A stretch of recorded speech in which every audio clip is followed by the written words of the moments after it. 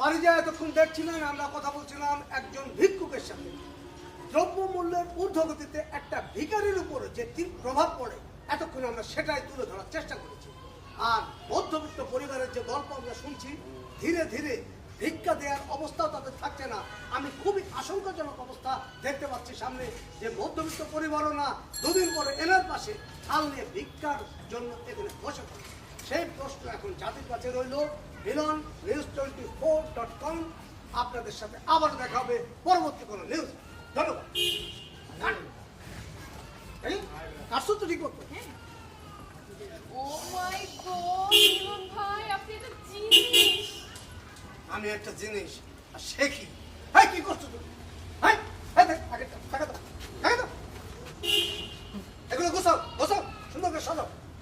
দুইটা ডায়লগ দিতে পারছি, তুমি সেই দুইটা ডায়লগ দিতে পারো না ঠিক মতো? হ্যাঁ, আমি মধ্যবিত্ত গল্পের যেভাবে তোমার বলছে সেটা বলতে পারো না।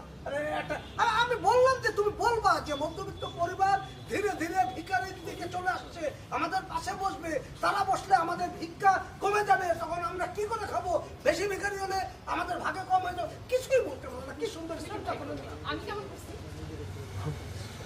আইরি আমার কাছে মনে হয় কি জানো, মিউজিক কাজ না করে কাজ করে চট করে নাটকের দিকে যেতে পারে, অভিনয় ভালো করে।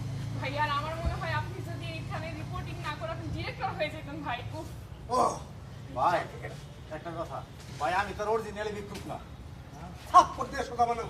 news24.com চাকরি করতে গেলে ভিখারি থেকে রাজা সবই যেগুলো মধ্যে হতে পারে নাকি? হ্যাঁ, থালা টাকার কাছ থেকে নিয়েছেন, লুঙ্গি টাকার কাছ থেকে নিয়েছেন, এটা অন্য কার কাছ থেকে নিয়েছেন, দিয়েছেন দান।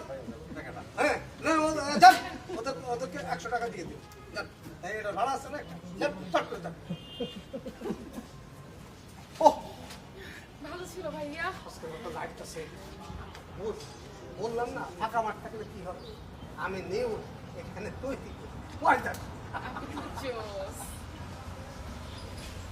আসো, তাড়াতাড়ি আসো। চলুন, একটু চা করি।